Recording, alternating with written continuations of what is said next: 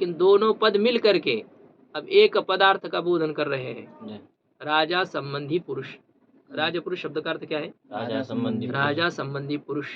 अब कितने पदार्थ का बोधन है? एक पदार्थ का बोधन है। तो ये जो एक अर्थ का बोधन करना है इन पदों में, इसको कहते हैं एकार्थी भाव सामर्थ्य। ऐसे यह है, विवाह हो गया तो एक कार्य होता है, एक बालक होगा, कोई पुत्र उत्पन्न होता है कि नहीं आगे।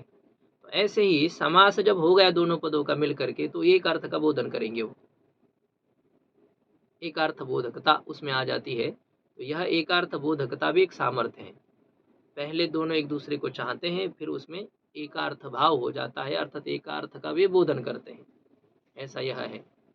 तो पदों में ये दो प्रकार के सामर्थ्य हैं, एक व्यपेक्षा भाव सामर्थ्य, विशेष अपेक्षा, आकांक्षा। इस सामर्थ्य को क्या कहते हैं? व्यपेक्षा भाव सामर्थ्य। जैसे ये होता है, क्रियावाचक पद हो तो कारकवाचक पद की अपेक्षा होती है। रामः, रामः किम गच्छति, पठति, लिखति, म्रियते, शेते, किं करोति।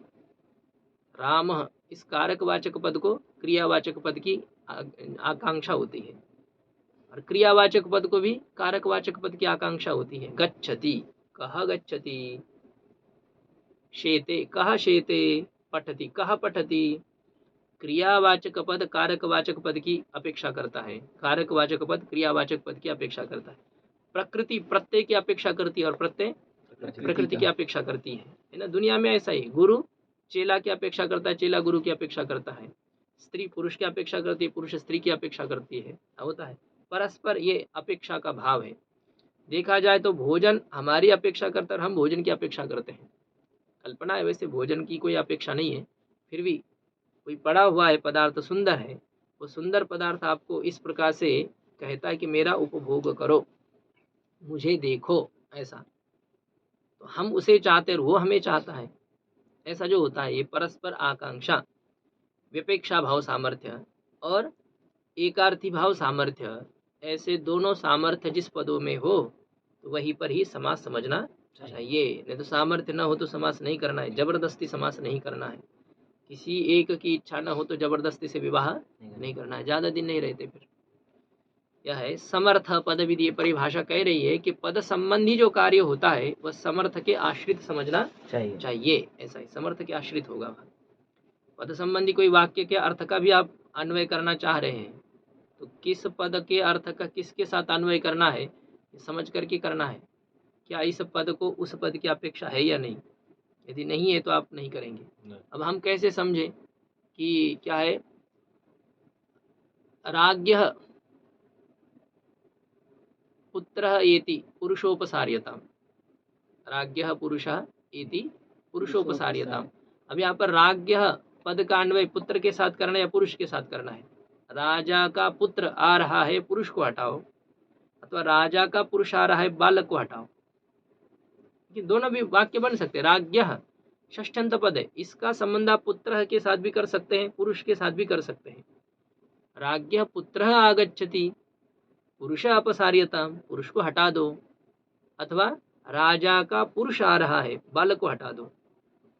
तो ये जब होता है तो यहाँ पर किस पद का किस पद के साथ संबंध करना है, यह जब हम नहीं समझ पाते तो वक्ता का तात्पर्य वहाँ देखना पड़ता है। वह प्रसंग क्या है, क्या चल रहा है, उस हिसाब से देख करके आपको एक पद का किसी दूसरे पद के साथ अन्वय करना। जैसे कोई आकांक्षा पद चाह रहा है, राज्ञ पद चाहता है, लेकिन किसको चाहता है, तो समुचित पद का ही उसके साथ अन्वय करना होता है।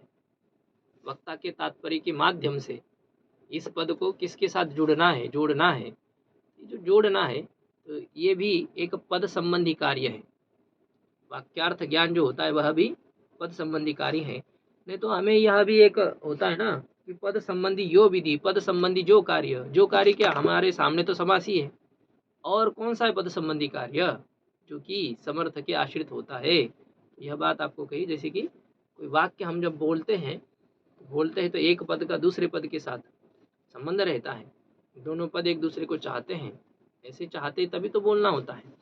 पागल जैसे पहला पद कोई है दूसरा पद कोई है तो उनका परस्पर संबंध रहता है क्या, नहीं रहता है। लेकिन कोई बुद्धिमान यदि बात करता है तो उनमें पदों के अर्थों का परस्पर संबंध होता है। ऐसा जो कार्य होता है वह पदों में ही होता है। वहाँ प्रकृति केवल प्रातिपदिकों में कार्य नहीं होता है। संधि जैसे आप केवल प्रातिपदिकों में भी कर सकते हैं, लेकिन समास आदि कार्य वो केवल शब्दों में नहीं, प्रातिपदिकों में नहीं, पदों में होते हैं। पदों में हाँ, पदों में कार्य होते हैं। सुप्तिंगंतम पदम, पदों में होते हैं। पद संबंधी यह विधि ससमर्थाश्रित बोध्य, पद संबंधी जो कार्य है वह समर्थ के आश्रित समझना चाहिए। यहाँ ये है, अब आगे एक अधिकार सूत्र आ रहा है कि समास कहाँ तक है। तो ये सरल अधिकार सूत्र को पढ़िए खाली। प्राक कडारात समासः, प्राक कडारात समासः, प्राक ये अव्यय है, कडारात पंचमी का एक वचन है, समासः प्रथमा का एक वचन है। कडारः कर्मधारयः एक सूत्र है 2:38 का। तो उस देखो समास कहाँ से शुरुआत हो रहा है अभी, 2:1:3 समास पद यहाँ है ना, इस प्रकृत सूत्र से।